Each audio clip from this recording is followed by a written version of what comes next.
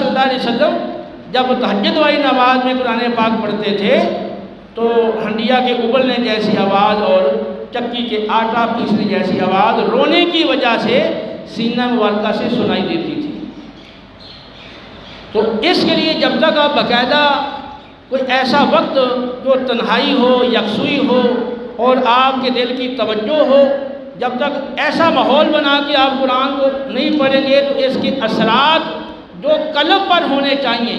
کہ دل میں خشوع اور خضوع کی کیفیت ہو اور رقت قلب ہو، دل بڑا نرم ہو جائیں،